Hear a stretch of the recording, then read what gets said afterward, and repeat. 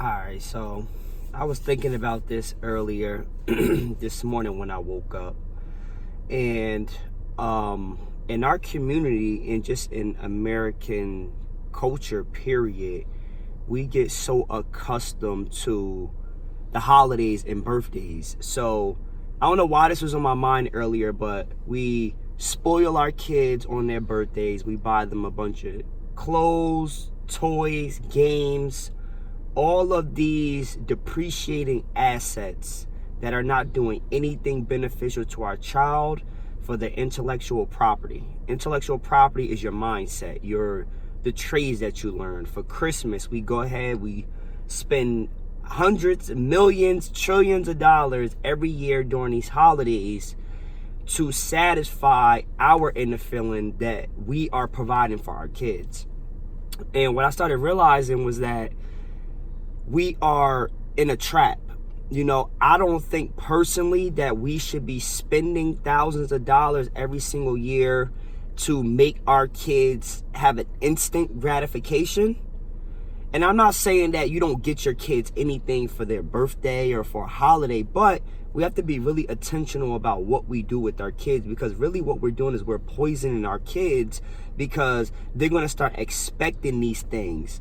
And even for me, for my daughter's birthday and for their birthdays, I didn't do a party for my first daughter's birthday. Yeah, we got her a couple things. We got her a walker. We got her things that she really needed as she's a newborn, as she's 1 year old. But we didn't go out and throw a big party. We didn't go out and spend hundreds of dollars on a bunch of shit that ain't doing no benefit for our child.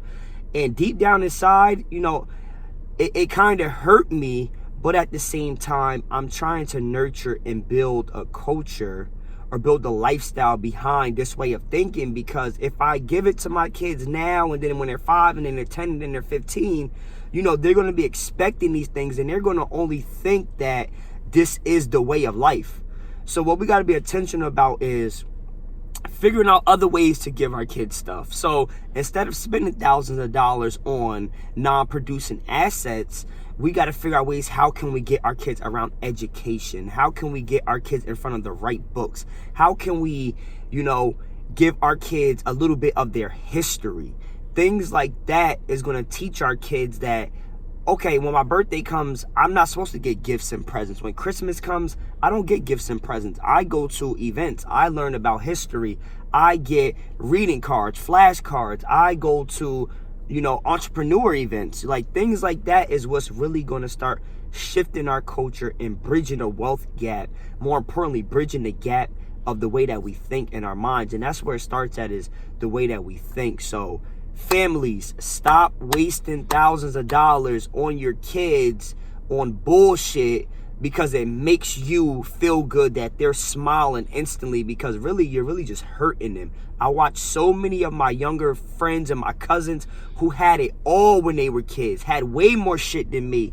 Their fathers and parents gave them way more stuff. They had all the new games, and now I look at them and they're broken mentally. Their parents done fell off because they probably was running the streets hustling and was able to take care of their kids, and now they don't have nothing. Their kids are broken. Their kids don't have dreams. Their kids don't know how to go out there and go get it for themselves. So parents, you're doing yourselves a favor by sacrificing now and teaching your kids intellectual property, things that they can utilize their minds to go out there and go get it themselves. So do yourselves a favor. If you want your kids to be entrepreneurs, you want the kids to be successful, don't spoil them with things that aren't going to benefit them in the future. So that's my lesson for you guys today. Have a great day.